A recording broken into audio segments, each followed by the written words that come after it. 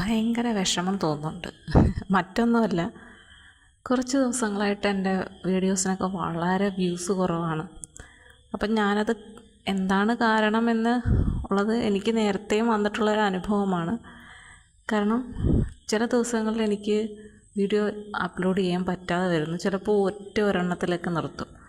അതും നമ്മൾ സ്ഥിരം ചെയ്യുന്ന ആ സമയത്തല്ലാതെ മറ്റ് ടൈമിൽ ഒക്കെ ഞാൻ ചെയ്യുന്നുണ്ട്. കാരണം മഴയാണ്. അപ്പം നെറ്റിൻ്റെ പ്രശ്നം വരും. മിക്കവാറും കറണ്ട് കാണത്തില്ല. അപ്പം കറണ്ടില്ലാതെ 2 ദിവസം കൂടുമ്പോഴൊക്കെ ആയിരിക്കും വരുന്നത്. അപ്പം ഫോൺ ഓഫായി പോവും. അങ്ങനെ പ്രകൃതിയുടെ ചില പ്രശ്നങ്ങൾ മൂലം, പ്രശ്നങ്ങളെന്ന് പറയാൻ പാടില്ലല്ലോ അല്ലേ, പ്രകൃതി നമുക്ക് തരുന്ന ഒരു സൗഭാഗ്യം കൂടിയാണ് ഈ മഴയെന്ന് പറയുന്നത്.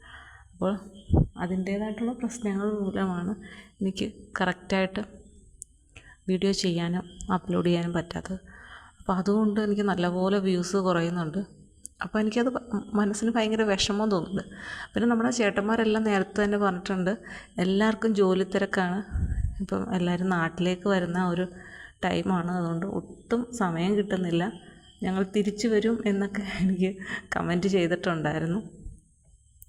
പിന്നെ നമ്മുടെ സ്ഥിരം കേൾക്കുന്ന ചേട്ടനുണ്ട്. ആ ചേട്ടനൊന്നും കാണുന്നില്ല, എല്ലാവരും തിരക്കിലാണ്. പിന്നെ ഇപ്പം പെരുന്നാളിൻ്റെ ഒരു ടൈമൊക്കെ പറയുന്നുണ്ട്. അപ്പോൾ അതിൻ്റെയൊക്കെ ആയിരിക്കാം, എല്ലാവരും തിരക്കിലാണ്. എന്തായാലും ഞാൻ വീഡിയോ ചെയ്തുകൊണ്ടേ ഇരിക്കുക എന്നുള്ള എൻ്റെ ആ ഒരു ജോലി ഇങ്ങനെ ചെയ്തുകൊണ്ടേ ഇരിക്കുകയാണ്. പിന്നെ നമ്മുടെ കാലാവസ്ഥ ഇങ്ങനെ മാറി മറിഞ്ഞ് നിൽക്കുകയാണെങ്കിലും ചില സമയത്ത് നല്ല ഒരു തെളിച്ചം പോലെ വരും. പക്ഷേ ആ സമയത്തൊക്കെ ഭയങ്കര ചൂടാണ് അനുഭവപ്പെടുന്നത്. അത് സ്വാഭാവികമായിട്ടും നമ്മൾ തണുത്തിരിക്കുമ്പോഴത്തേക്കും പെട്ടെന്ന് കിട്ടുന്ന ആ ചൂടിൻ്റെ എഫക്റ്റായിരിക്കാം. പക്ഷേ ഇപ്പം കറണ്ടില്ല, പക്ഷെ റൂമിൽ കിടക്കാൻ പറ്റത്തില്ല, അതുപോലത്തെ ചൂടുണ്ട്. നമ്മൾ ഉഷ്ണിക്കുന്ന തരത്തിലേക്ക് ഉള്ള ചൂട് അനുഭവപ്പെടുന്നുണ്ട്.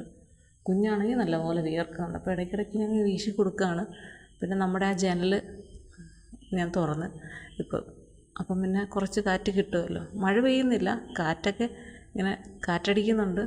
ചില സമയത്ത് ഒരു ഒച്ചയൊക്കെ വരുന്നുണ്ട് മഴയുടെ, പക്ഷേ കാറ്റ് കൊണ്ട് പോകാമെന്ന് തോന്നും.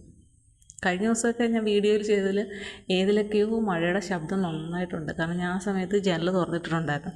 അപ്പോൾ ആ മഴയുടെ ശബ്ദമാണ് നന്നായിട്ട് കേൾക്കുന്നത്. ഇന്നാണെങ്കിൽ വൈകുന്നേരമൊക്കെ ഭയങ്കര കാറ്റും മഴയാണ്, ഭയങ്കര കാറ്റ്.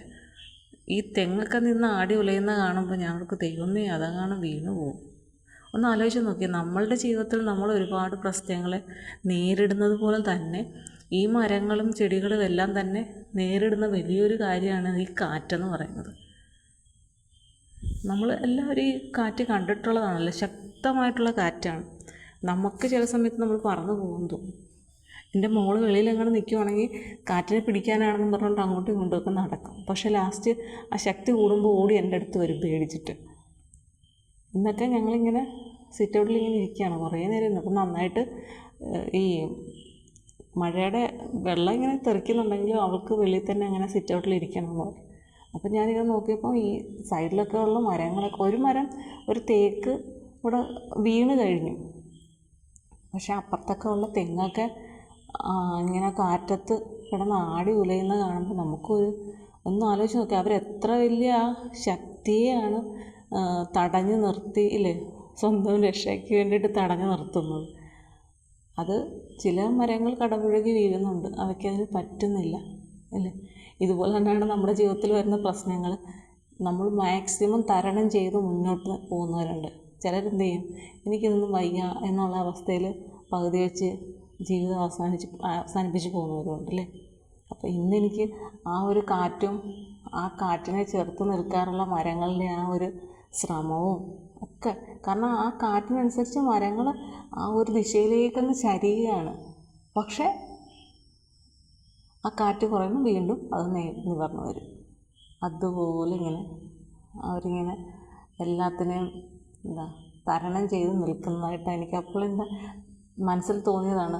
നമ്മുടെ ജീവിതവുമായിട്ട് എത്ര കമ്പയർ ചെയ്യാൻ പറ്റിയൊരു കാര്യമാണ് ആ കാറ്റിലും മഴയിലും ആ മരങ്ങൾ ഇത്രയും അധികം കഷ്ടപ്പെടുന്നുണ്ട് ആ കാറ്റിനെയൊക്കെ അതിജീവിക്കാൻ. ഇതേപോലെ തന്നെയാണ് നമ്മളും പല പ്രശ്നങ്ങളെയും നമ്മുടെ ജീവിതത്തിൽ അതിജീവിക്കാനായിട്ട് ശ്രമിക്കുന്നത്. ശരിയല്ലേ?